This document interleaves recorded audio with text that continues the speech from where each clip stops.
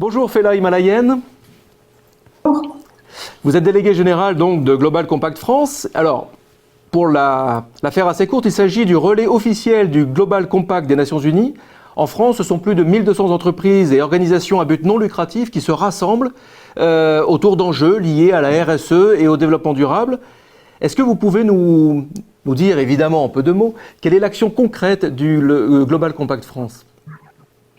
L'action du Global Compact France, elle est définie par le secrétaire général des Nations Unies, c'est rendre les objectifs de développement durable concrets pour les entreprises. Et donc, on travaille à travers des groupes de travail, des publications, de l'échange et des outils.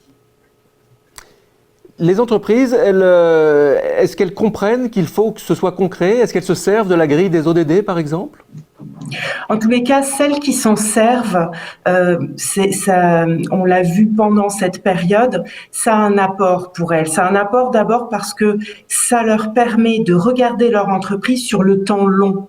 L'idée, c'est pour elles de regarder au travers des objectifs de développement durable, de se projeter, qu'est-ce qui peut arriver dans mon secteur d'activité, comment je peux impacter de façon positive, négative et quelle est ma raison d'être, donc long terme.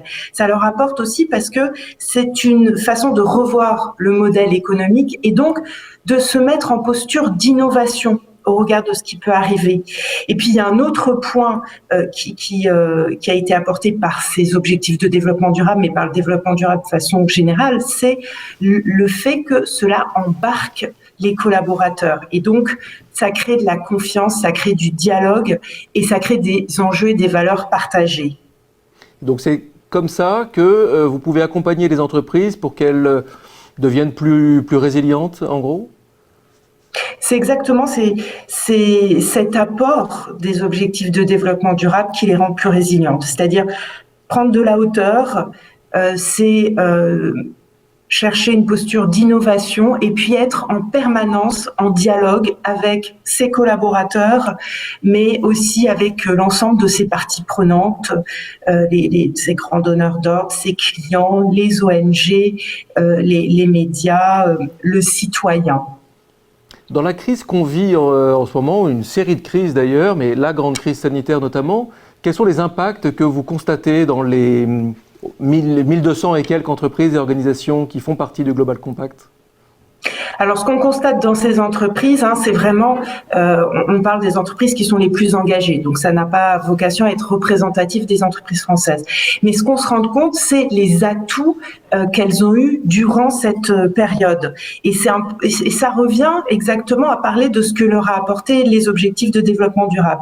Pour celles qui ont dû continuer leur activité, par exemple, il y a eu une très forte adaptation des collaborateurs. Il y a eu beaucoup de confiance des salariés et des équipes dans le chemin et la direction que prenaient les dirigeants.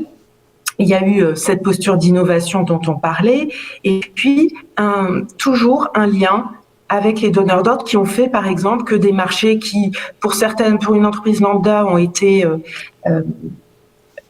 abandonnés, arrêtés, annulés, eh bien, ils ont été simplement reportés dans le cadre de ces entreprises. Donc, l'impact de cette crise, elle est comme pour tout le monde, elle est difficile, mais elle les a renforcés dans leur conviction qu'elles étaient sur le bon chemin et dans la bonne manière d'appréhender leur entreprise comme faisant partie d'un immense tout dans lequel elles doivent se poser la question à chaque étape de quels sont leurs impacts positifs ou négatifs sur les 17 objectifs de développement durable.